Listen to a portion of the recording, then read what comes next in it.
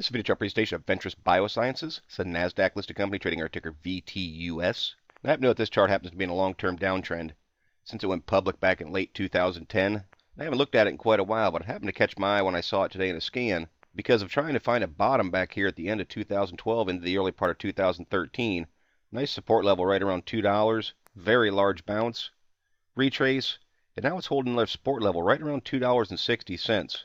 And it looks like it's trying to round itself out through there. And while it's still a little bearish, trending on the lower half of the Bollinger Bands, I want to keep an eye on this for this support level to hold and for a potential rotation to start to move upward and in the bigger picture, make some higher lows.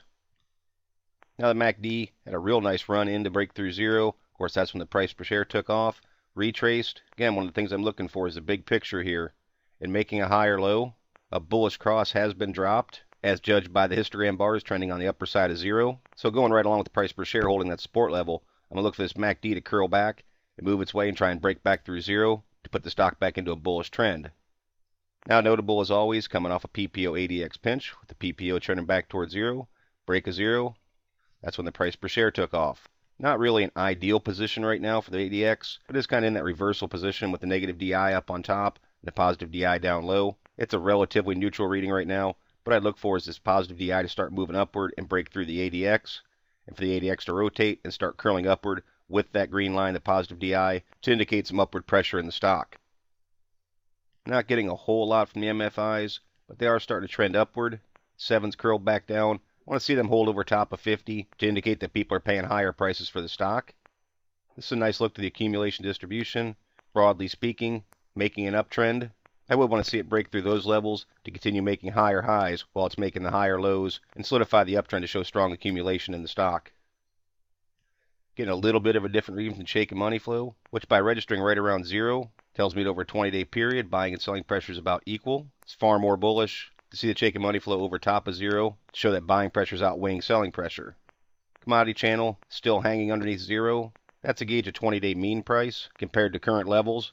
Want to see it over top of zero to show that the price per share is higher than the mean, and ultimately, buy signal comes on the break of 100 per the definition of the CCI. Full stow trending on the lower half of the indicator. Again, signal that the momentum is bearish in the play. Want to see it on the upper half. Basically a mirror image of this to show that there's bullish momentum holding in the play. The tricks, slow moving gauge a trend, dropping a bullish cross, much like the MACD. Want to see it trend back towards zero, break through zero, show the charts in bull mode. Much like the full stow is a gauge of momentum, so is the RSI. Similar principle though. Holding beneath 50 indicates bearish momentum. Above 50 indicates bullish momentum. As you can see through here, trending over 50, price per share rising. Break back down below 50, momentum's lost, price per share falls off. But all three components that I use, 7, 14, and 21, are near 50, so it's kind of at a critical point to see if this momentum's going to try and go bullish, to see if they can push through 50 or not. So the read of the indicators, basically going along with the candles, where quick moving gauges of momentum are showing bearishness, but longer term gauges of trend are going along with the idea to start trying to make some higher lows and start uptrend over about the last 6 months. And for me, that ties in with holding a support level right around $2.60.